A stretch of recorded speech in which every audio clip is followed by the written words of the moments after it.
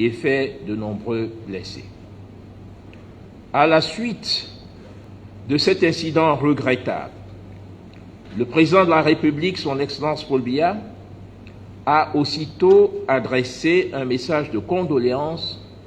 aux familles durement éprouvées.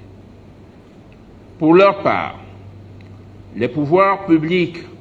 ont pris la pleine mesure de la situation,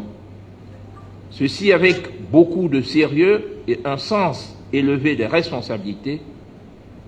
et se sont mobilisés à bon escient dans la recherche des solutions connexes aux problèmes consécutifs à cet incident malheureux. Plusieurs réunions ad hoc se sont tenues à la présidence de la République et dans les services du Premier ministre. Une visite interministérielle a eu lieu hier d'ordre du président de la République sous la supervision du ministre d'État, secrétaire général de la présidence de la République, et cela au complexe sportif d'Olémé. Nous avons été personnellement au centre des urgences de Yaoundé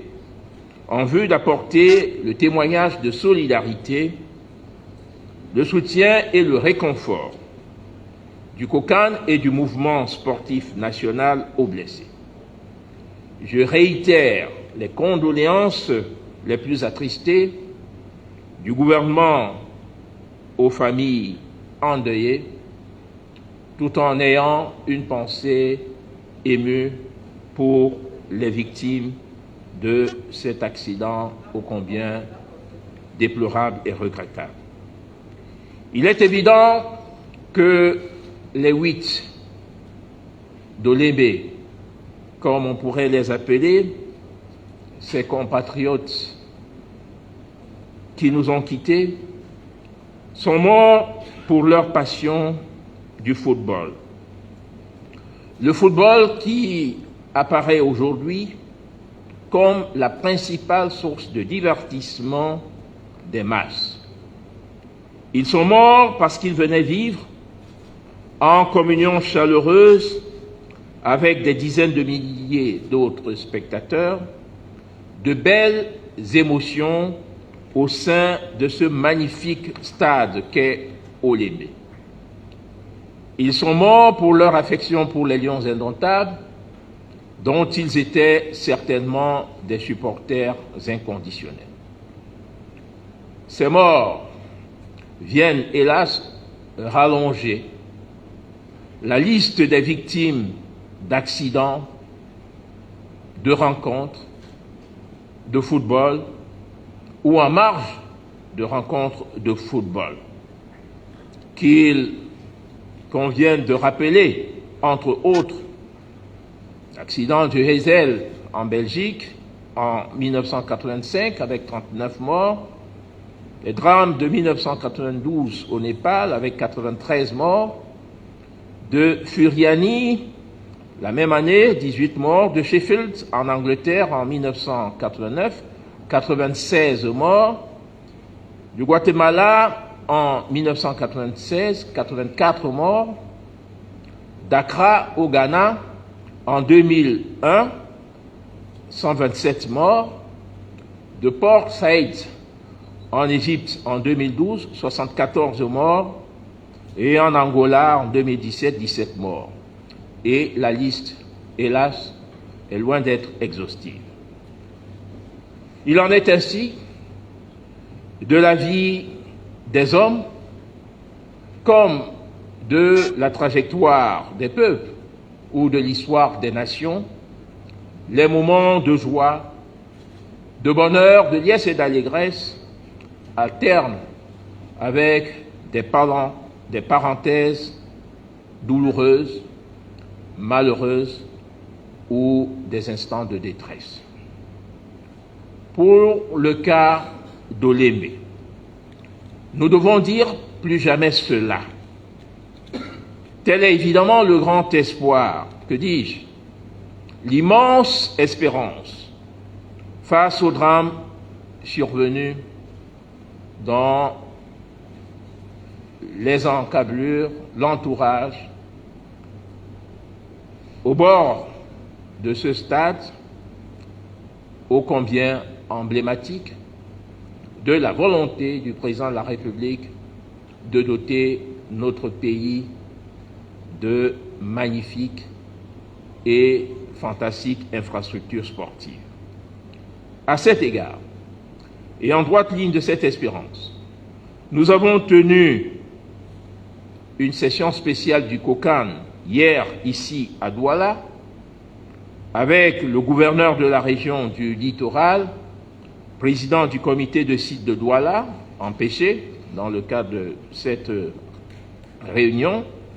les responsables des commissions techniques en prélude à la rencontre des quarts de finale entre les Lions indomptables du Cameroun et les Scorpions de Gambie demain, le 29 janvier, au stade principal du complexe sportif de Japoma. Eu égard à l'immense engouement du public et afin d'éviter tout cet incident, lors de la toute première rencontre que les Lions indomptables livrent ici à Douala depuis le lancement de la CAN, des solutions d'anticipation et des mesures préventives en rapport avec les défis à relever, défis de la fluidité, défis de la mobilité et de la maîtrise des spectateurs, défis de la prévention d'actes d'incivisme, à l'instar de l'envahissement de l'heure de jeu. De nombreuses mesures, disais-je, ont été envisagées et préconisées. C'est dire que les pouvoirs publics, les forces de maintien de l'ordre sont en ordre de bataille pour offrir encore et davantage à nos hôtes l'hospitalité légendaire qui fait la réputation de notre pays, le Cameroun, foyer ardent de la fraternité, de la convivialité et de l'hospitalité africaine. Ceci pour permettre de faire en sorte que soit découverte la richesse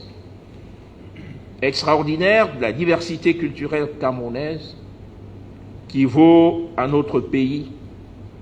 son label ô combien mérité d'Afrique en miniature. Il convient à cet effet de dire toute notre satisfaction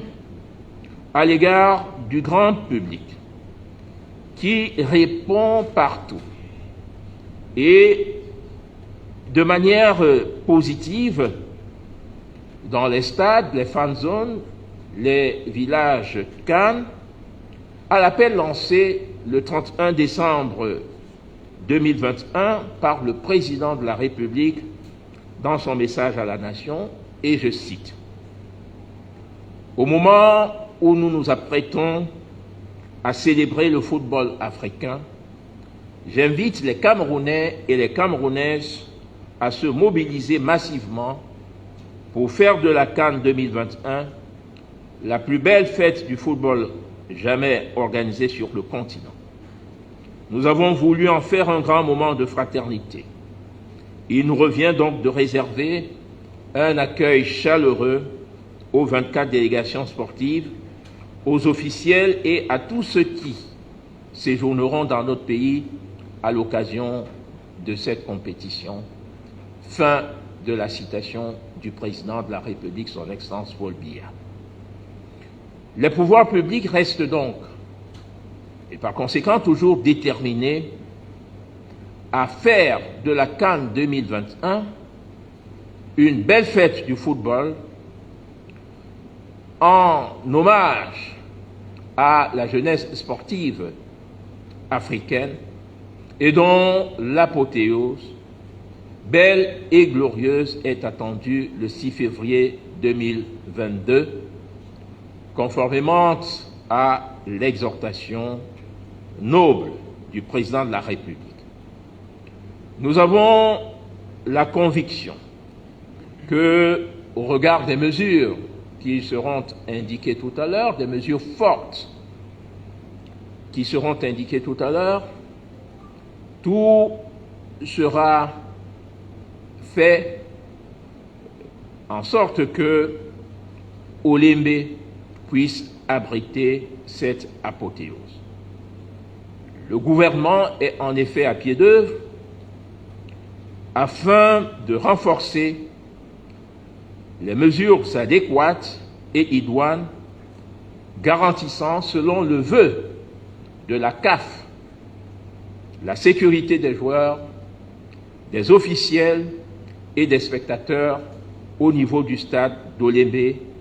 comme d'ailleurs dans tous les autres stades. À cet égard, un rapport vient d'être adressé à la CAF, tel que l'exige la correspondance du secrétaire général de l'institution fêtière continentale en date du 25 janvier 2022. Signalons qu'à ce jour, 44 rencontres sportives se sont déroulées sur les 6 sites de la CAN Total Énergie Cameroun. Si l'on accepte le cas malheureux et regrettable d'Olembe, ce sont 43 compétitions sportives qui se sont déroulées dans le cadre de cette CAN, dans de merveilleuses enceintes sportives et sur de très belles, nous ne verserons pas dans l'autosatisfaction ou l'autoglorification, mais les faits sont là, tels qu'ils ont été relevés et relayés par les chaînes de télévision couvrant cet événement. De belles pelouses naturelles offertes aux 24 sélections nationales prenant part à cette compétition. Chacun des stades à Bafoussam Kwekon, Douala Japoma, Garoua Rumde Adja, Limbe Ngeme, Yaoundé Amadou Aïdjo, Yaoundé Olembe, chacun de ces stades a accueilli 6 rencontres au premier tour, sans incident, sans le moindre incident notable, et subséquemment des matchs de 8e de finale. Qu'il me soit, s'agissant de la rencontre Cameroun contre Comores, en marge de laquelle s'est produit le malheureux accident mortel à Olembe, qu'il me soit permis d'évoquer quelques pistes de constat préliminaires et prima facie, bien sûr, sans préjudice des conclusions pertinentes de l'enquête prescrite à bon escient par le président de la République.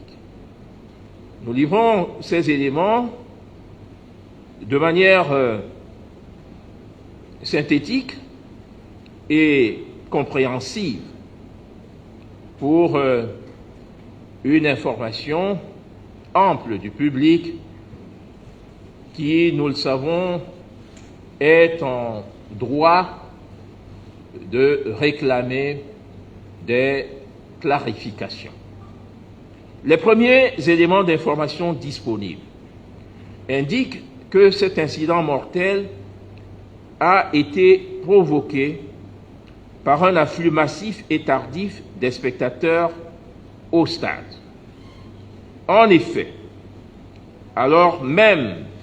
que les portes d'accès du stade d'Olembe étaient ouvertes dès 15 heures, oui, dès 15 heures, plusieurs spectateurs se sont déportés au stade vers 18 h. Et ceci en dépit de la mesure exceptionnelle prise par le gouvernement, à savoir la fermeture des écoles et des services publics dès 14 h pour permettre au plus grand nombre de prendre part au match de la CAN 2021. Il semblerait cependant que la plupart des candidats à l'accès au stade d'Olembe ce jour a préféré attendre, la plupart de ces candidats ont préféré attendre de finir de consommer devant leur écran télé le match qui a vu la victoire de la Gambie, le prochain adversaire du Cameroun, dans le cadre des quarts de finale qui se joueront, de la compétition du match qui se jouera demain à Japon. Cela explique le fait qu'il y ait eu une très forte concentration du public sur les voies et principalement sur l'axe central menant d'Emana, ou si vous voulez un peu plus loin, de Loncac à Olembe, nonobstant l'existence d'autres voies alternatives ou de desserte du complexe sportif d'Olembe. Nous y reviendrons. Ces voies apparaissent d'ailleurs sur ce tableau, nous pouvons les voir. Il y a, bien sûr, venant d'Emana, l'axe 1, je crois qu'il est illustré ici. Ensuite, vous avez l'axe 2, venant de Nkozwa par Tchinga village. Vous avez l'axe 3, venant d'Etoudi, abattoir. Il y a un autre axe, une belle voie de circulation à double sens, venant de Faugerolles par Woulmekong. Et il y a même une voie venant du GMI de Soa, je crois, par le carrefour Tchinga. Donc il y a plusieurs voies de desserte. Malheureusement, et peut-être par déficit d'information du public, ces voies n'ont pas été empruntées. Et il apparaît que ce jour, par exemple, la voie partant de Fougerolles était relativement vide parce que peu usitée. Ensuite, autre élément de constat, le déferlement du public à l'entrée sud du stade d'Olembe, peu de temps seulement avant le début du match Cameroun-Comores, a provoqué une congestion à cette entrée très sollicitée, vraisemblablement parce qu'elle débouche sur la voie principale menant au stade. Plusieurs témoignages indiquent que cette entrée a été momentanément fermée par les forces de maintien de l'ordre afin de discipliner les spectateurs de plus en plus nombreux et se bousculant devant le portail d'accès. Il convient cependant de signaler que d'autres entrées réservées au public étaient opérationnelles, notamment au côté est et nord du stade. Cela apparaît ici, les différents versants de cette circulaire d'Olembe, le côté est, le côté nord, le côté sud. L'afflux des personnes désireuses d'assister à tout prix au premier match éliminatoire impliquant les Lions indomptables dans cette CAN, c'est-à-dire le premier match à élimination directe, a provoqué, à l'écoute de l'exécution des hymnes nationaux précédant le match, une ruée vers les grilles de sécurité du stade. Face à la pression exercée sur ces grilles et débordés par cette marée humaine, les éléments de sécurité en faction ont procédé de manière imprudente à l'ouverture de l'entrée sud du stade, occasionnant malheureusement une grande bousculade qui a abouti au décès, à la perte, dans des conditions tragiques, de 8 personnes. En ce moment, nous avons une pensée pour ces compatriotes décédés et beaucoup de compassion à l'égard des familles endeuillées et auxquelles, nous l'avons dit tout à l'heure, le chef de l'État a adressé ses condoléances les plus attristées, auxquelles il a joint le témoignage de compassion de son illustre épouse. Il est également apparu que le nombre d'agents de sécurité en poste était insuffisant et que la coordination entre les forces de sécurité présentes aurait pu être améliorée. Il convient néanmoins de préciser que cette bousculade n'a pas eu lieu dans l'enceinte du stade d'Olembe proprement dite, mais plutôt à l'extérieur. Mesdames et messieurs, les représentants de la presse nationale et internationale, lancé le 9 janvier dernier à travers la magnifique et féerique cérémonie d'ouverture au stade d'Olembe, sous la très haute présidence du chef de l'État, son Excellence Paul Biya, et en présence des présidents de la CAF et de la FIFA, ainsi que de nombreux invités spéciaux, toutes les activités organisées dans le cadre de la 33e édition de la CAN connaissent un succès populaire remarquable sur l'ensemble des 6 sites. Que ce soit dans les stades de compétition, dans les fan zones, dans les villages CAN et autres points de rassemblement, disséminés à travers l'étendue du territoire dans les 10 régions, les 58 départements, les 360 arrondissements, le football a une fois de plus permis de célébrer l'Afrique à travers des spectacles de haut niveau, exaltant les vertus athlétiques et ludiques, festives et récréatives du sport en général et du football en particulier. Je voudrais d'ailleurs rappeler que la présente compétition constitue la suite logique de diverses activités organisées en toute sécurité et sérénité à la grande satisfaction des participants sur notre sol, notamment la magnifique cérémonie du tirage au sort de la CAN Total Énergie Cameroun 2021, le 17 août 2021, au Palais des Congrès de Yaoundé, sans oublier de nombreux autres événements sportifs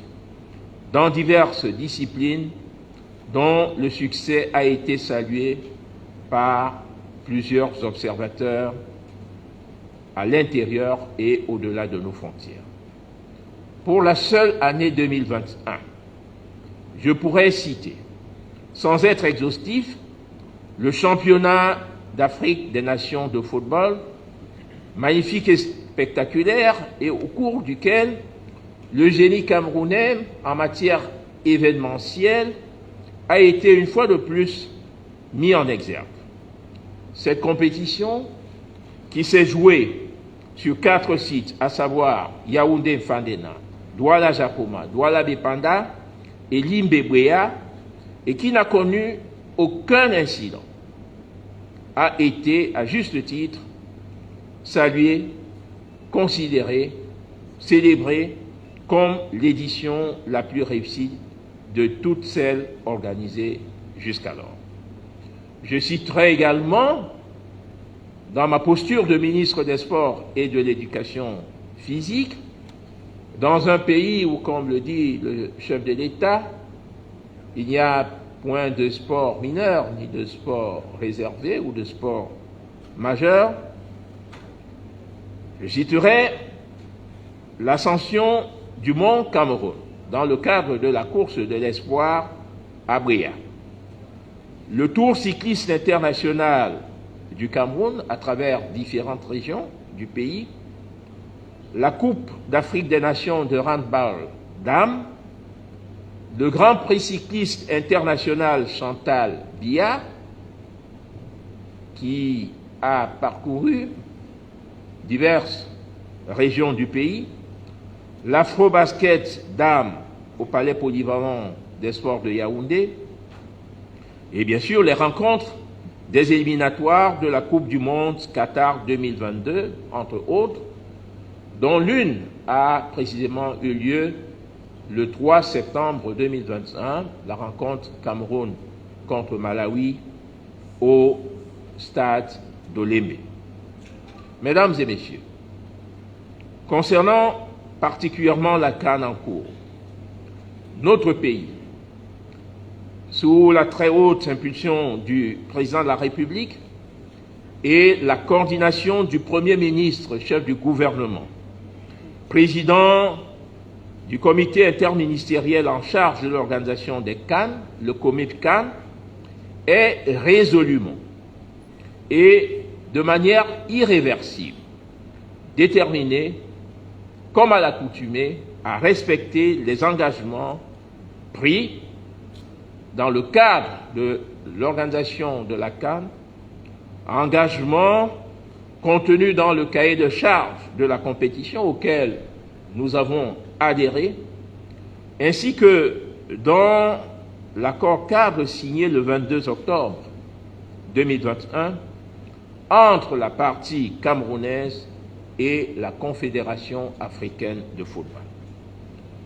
Je saisis l'opportunité que m'offre ce point de presse pour exprimer la profonde gratitude du Cameroun à la Confédération africaine de football, dont je tiens à saluer ici la collaboration, l'apport constructif et positif. Les recommandations faites par les experts de la CAF lors de leurs multiples visites d'inspection au Cameroun ont toujours été suivies, parfois au-delà même